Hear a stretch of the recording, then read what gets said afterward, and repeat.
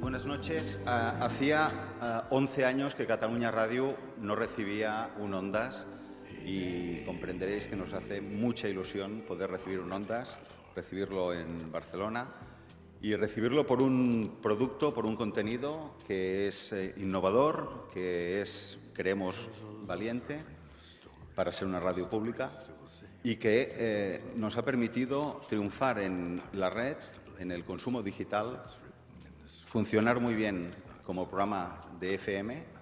Hago todos estos elogios porque los que tienen el mérito son ellos. Y conquistar al público joven. Se dice que la radio no tiene a público joven, que cuesta tener oyentes jóvenes, y creo que Crims, uno de los aciertos que tiene es que la gente joven vuelve a escuchar la radio a través de historias como las que hace Carles Porta y todo el equipo. Moltes gràcies, visca la ràdio pública, visca Catalunya Ràdio.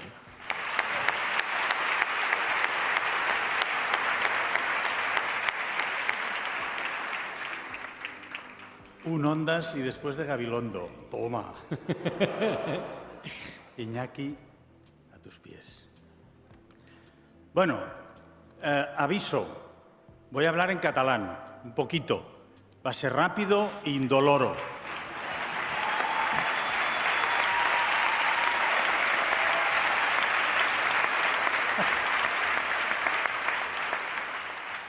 Moltes gràcies al jurat. Heu sigut molt valents de premiar un programa de ràdio en català. Moltes gràcies als organitzadors. Moltes gràcies a Catalunya Ràdio, a la Corporació Catalana de Mitjans Audiovisuals. Gràcies a Josep Maria Rossinyol i al Carles Rossinyol. Ells van crear True Crime Factory. Moltes gràcies a la família i, sobretot, moltes gràcies a l'equip de Crims, als que han pujat i als que estem a baix. Sense un equip magnífic com són ells, no som res. I ho sabeu tots, que sou creadors. La importància dels equips és enorme. Moltes gràcies a la gent que ens mira, perquè també estem a TV3, que ens llegeix, també hem fet un llibre, i que ens escolta en català, una llengua preciosa i mil·lenària.